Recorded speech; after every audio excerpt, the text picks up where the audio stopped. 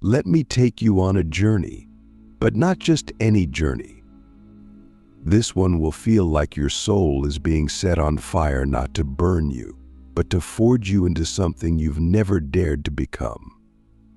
Something real, something raw, something ineffably divine. I wasn't ready when it happened to me, and you won't be either. But somewhere deep inside, there's a part of you that's been begging for this, for the collapse, and for the awakening, for the brutal yet sacred tearing down of the illusion you've called your life. You see, we walk through this world asleep. We think we're awake because our eyes are open, because we can scroll, because we can talk and think and plan. But that's not awareness. That's simulation. That's programming. That's survival mode. Have you ever stopped and asked, whose voice is narrating your life? Yours? Or the echo of your parents, your society, your fears? Because here's the truth: the person you think you are doesn't exist. Not in the way you've imagined. That version of you was built, layer by layer, expectation by expectation, wound by wound. And now, without realizing it, you've become a patchwork of what the world wanted from you. But what if I told you that the pain you're feeling right now, your confusion, your restlessness, your anxiety isn't a curse? It's your soul rejecting the lie. I remember the moment it started. I was alone. No notifications, no distractions, just me in the quiet. And in that silence, something started to unravel. Not a thought, not a vision. It was deeper. It was like the universe was pulling away a veil I didn't even know was there. I felt like I was dying, and in a way I was. Have you ever died without dying?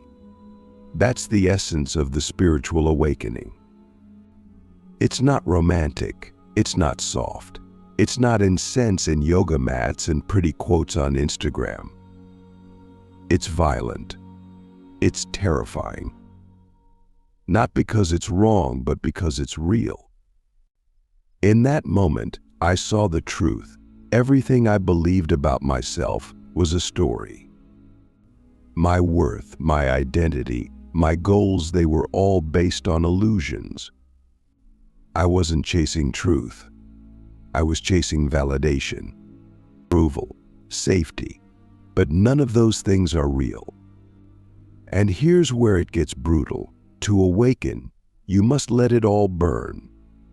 The relationships that no longer align. The job that drains your soul. Click subscribe to this channel to get more profound spiritual lesson. The beliefs that keep you small. The ego that whispers, stay safe, stay hidden, stay liked. Are you ready to stop being liked in order to be free? Because freedom costs. It's not money. It's not time. It's not comfort. It costs your old self. This is why most people never awaken. They want truth, but they don't want to suffer. But suffering isn't the enemy, it's the gateway. The divine uses suffering not to punish, but to purify. You've been asking for a sign, haven't you? Maybe subconsciously, maybe through your tears or your numbness or that persistent emptiness you can't explain. You've prayed for more, for meaning, for something real. Well, this is it. This video, these words, this moment. You didn't find it by accident. You were guided here. And now you have a choice to make. Awakening begins with one sacred decision. I am willing to lose everything I thought I was, to discover who I truly am. But let me warn you, it's not a linear path. It's not a 30-day transformation. This isn't a challenge you can win. It's a surrender you must embody. You will cry. You will rage. You will question everything. You will feel like you're breaking. But the paradox is, the more you break, the more you become whole. Because you're not breaking down. You're breaking open. There are forces in this universe that want you to wake up. Not just angels or guides or whatever you choose to believe in. Life itself is conspiring to bring you home. And it will use whatever it must lose, betrayal, disease, divorce, despair to shake you awake. Not because it's cruel, but because it loves you too much to let you live a lie.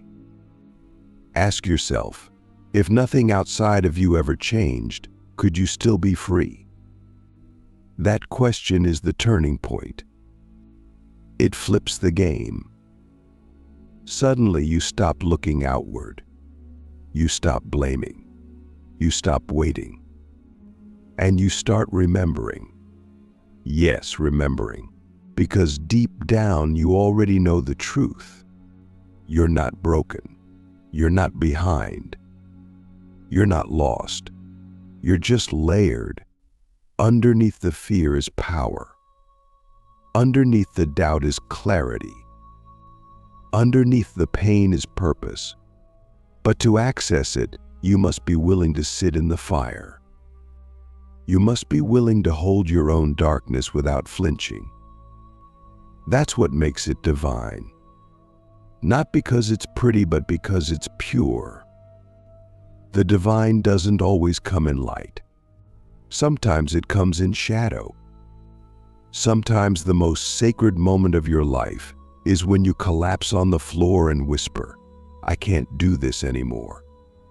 And then silence. And then stillness. And then something ancient stirs within you. In a presence, a knowing, a strength that doesn't belong to the ego. That's when you realize you are not this mind. You are not these thoughts. You are not this pain. You are the awareness behind it all. You are the sky, not the storm. And in that realization, everything shifts. Not externally, not yet, but internally, fundamentally, eternally. This is the brutal but divine awakening. It's not a one-time event. It's a process, a death and rebirth that happens again and again until there's nothing left but truth. You don't have to figure it all out today. You just have to say yes. Yes to the fall. Yes to the void. Yes to the mystery. And when you do, life will respond. People will leave. Signs will appear. Your body will change. Your dreams will shift. Because now you're aligning with your soul, not your fear. But don't expect applause. Don't expect understanding. Awakening is a lonely path at first, but it's also the most intimate relationship you'll ever have with yourself, with the universe, with the divine. And here's the secret. The more you awaken, the more you will see that reality isn't fixed. It moves with you. It bends to your consciousness. It mirrors your frequency. So if your reality is filled with chaos, ask yourself, what part of me is still living in denial? This is not about blame. This is about power. Radical, painful, liberating power. You are not here to be liked. You are here to be truth in form. And that truth is about to erupt from within you. Don't run. Don't numb. Don't go back to sleep. Stay with it. Breathe. Feel. Let it burn. Because after the fire, comes the freedom. You're still here. That means something deep within you is ready.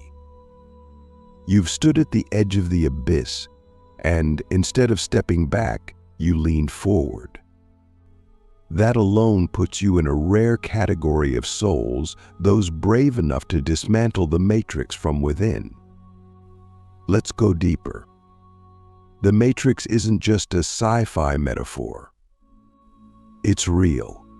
It's woven into the way you think, the way you feel, the way you perceive yourself and others. It's not just the systems of control, governments, corporations, media. It's the psychological and energetic web that keeps you small, obedient, predictable. It's the invisible force that whispers, don't question, don't feel, don't remember who you are. But here's the truth no one tells you. The matrix only exists as long as you believe in it. When your inner reality shifts, when you begin to awaken, the external matrix begins to collapse. Not because you fight it, but because you outgrow it. Think about this. What if everything you've ever feared losing was never actually yours?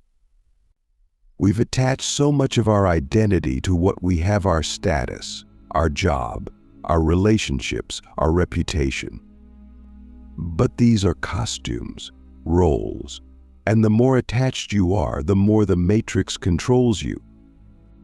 The divine awakening begins to strip all of that away. It's not personal, it's purification.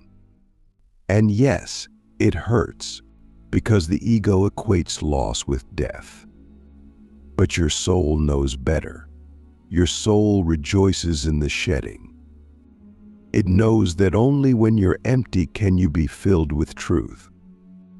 I want to ask you a question, and I want you to really feel it, not just think it. If you lost everything tomorrow, your home, your money, your relationships, and your identity, who would you be? If that question scares you, good. That's where the work begins. Because the real you, your essence, your presence, your divinity is untouched by circumstances. It is eternal, untouchable, unshakable. But you've forgotten. We all have. That's the great forgetting. We come into this world radiant and whole, and slowly we are taught to be less. We're taught to be polite instead of honest, to be liked instead of real, to be normal instead of divine. Until one day, we look in the mirror and realize, I don't know who I am anymore. That moment is sacred, because it cracks the illusion. It's the beginning of the return. And that return isn't to some new identity. It's a return to your original self, the you before the world told you who to be.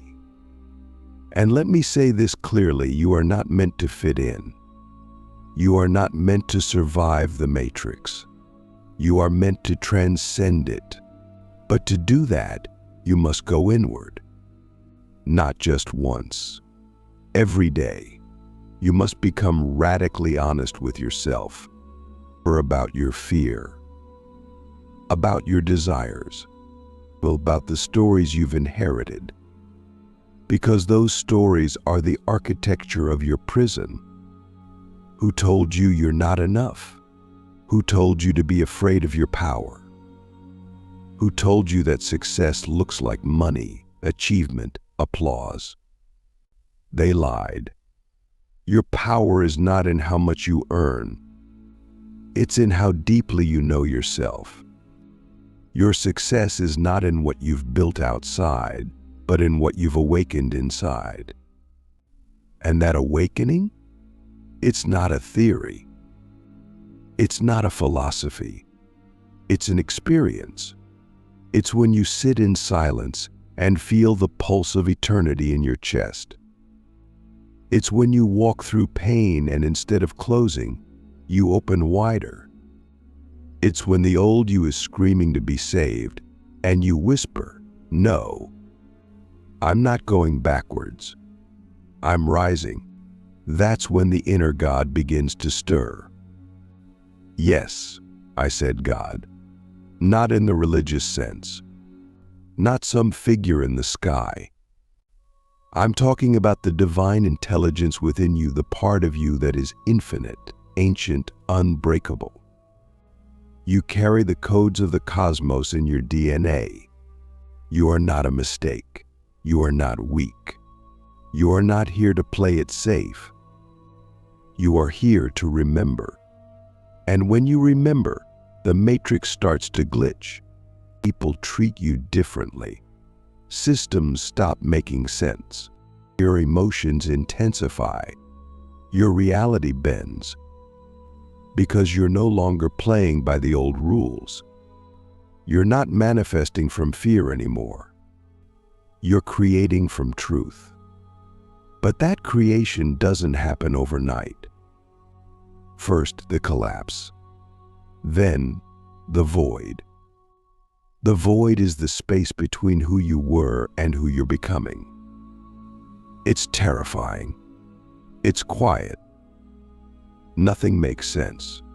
You feel lost, alone, disconnected. But don't run from the void. Sit in it, bless it, marinate in the nothingness. Because it's not nothing. It's sacred space. It's the womb of your rebirth. You are not being punished. You are being recalibrated. The universe is stripping away everything not aligned with your soul. So when you feel like you're losing your mind, you are. But that mind was never yours. It was programmed. And now, for the first time, you are becoming the programmer. This is the rise of the inner God. It's not loud. It's not flashy. It's quiet power, unshakable knowing, deep presence. When you live from this place, you don't chase. You attract. You don't beg. You create. You don't shrink. You shine. And suddenly, the matrix can't touch you. You still walk in the world, but you're not of it. You still pay bills, have conversations, interact. But something has shifted. You're no longer reacting. You're responding. You're no longer asleep. You are aware.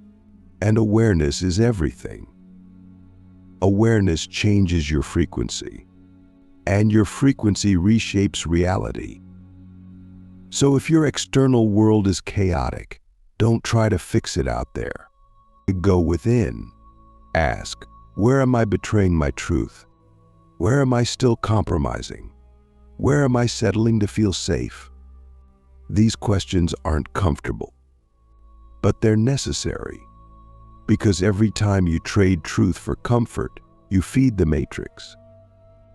But every time you choose truth, even when it costs you something, you weaken the illusion.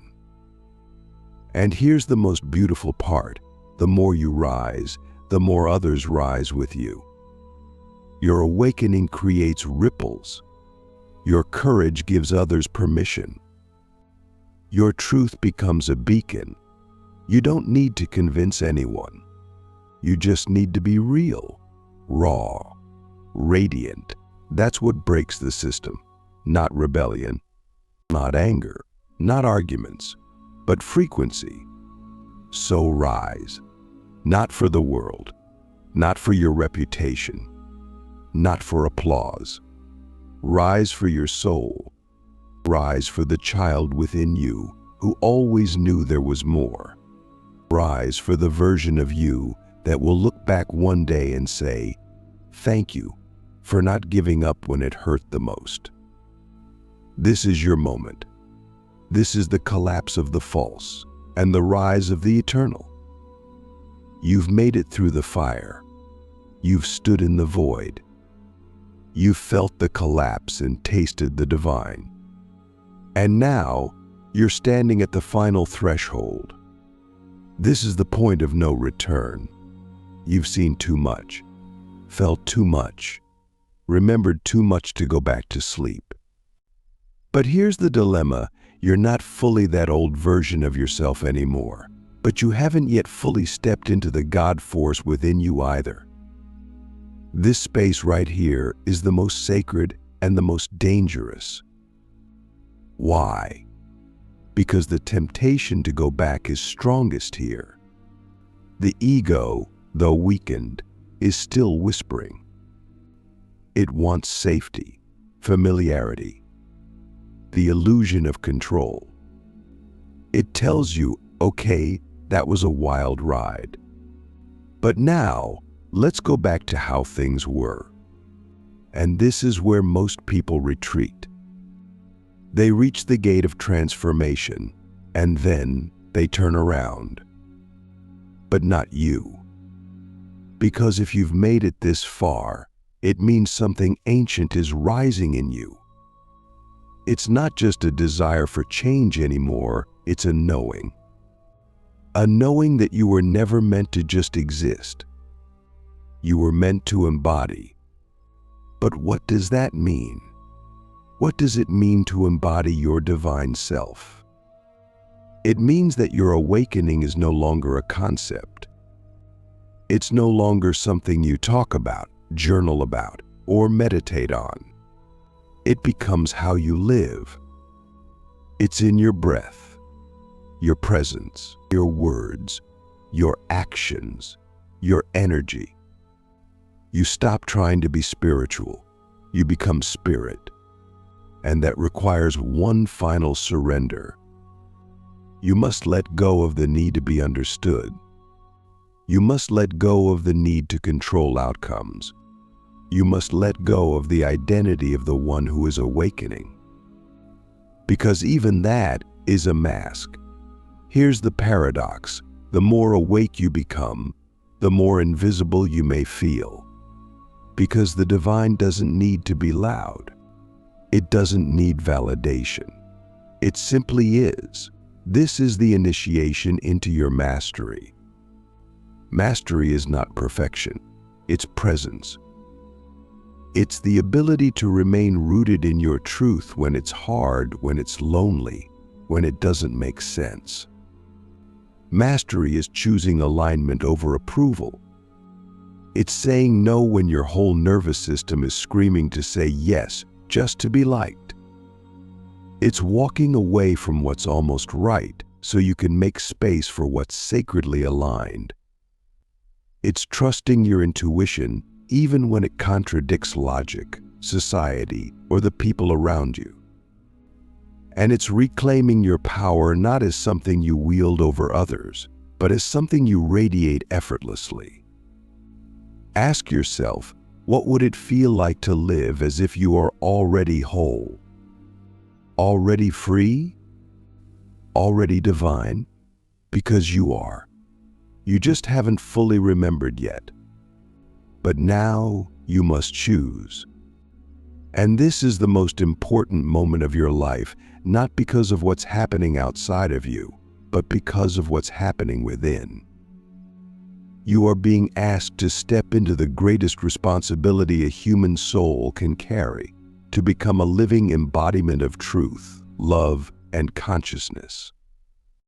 You are the bridge between the invisible and the visible, the unseen and the seen, the infinite and the finite.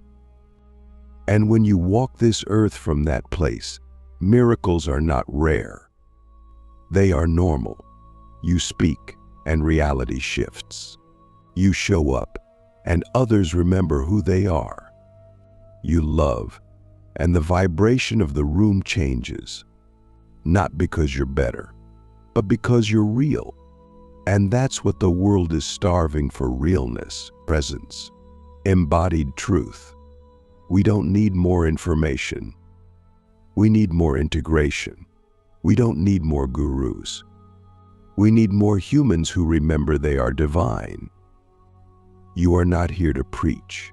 You are here to embody. And when you embody, people feel it. They don't need to understand it. They feel a resonance, a remembrance, a homecoming.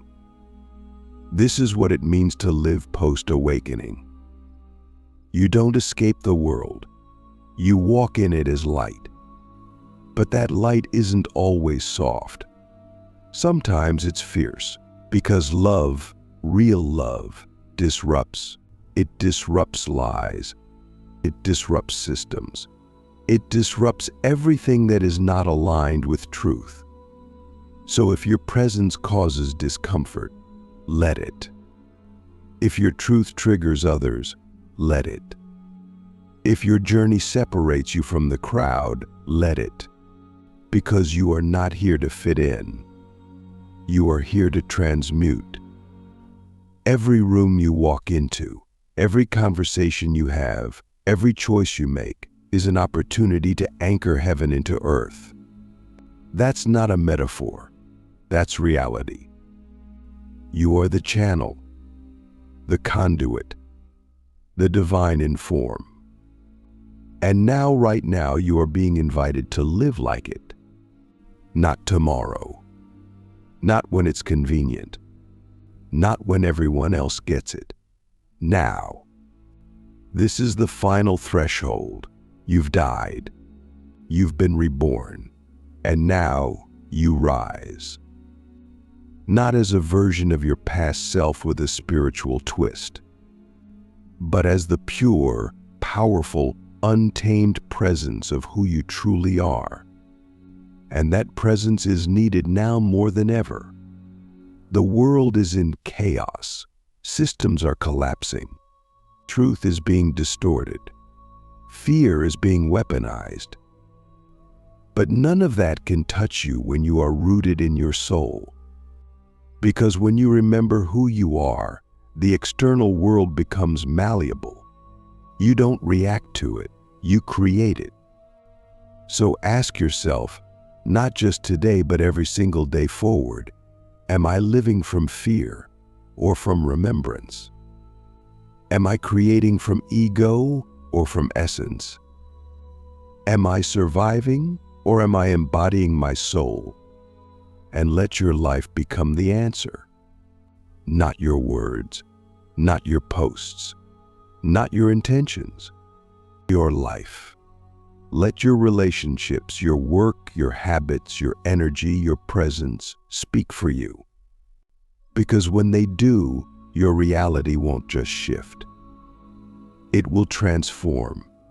You will become a living portal where others can remember, awaken, and rise through your presence alone. And that is the prize. Not money, not fame, not enlightenment as an escape. The prize is presence. The prize is truth. The prize is you fully remembered. So now, step through. Burn the last remnants of who you thought you were. Bow to the fire that made you. And rise as the God, the goddess, the presence you've always been. This is your moment. This is your awakening. And you will never, ever be the same again.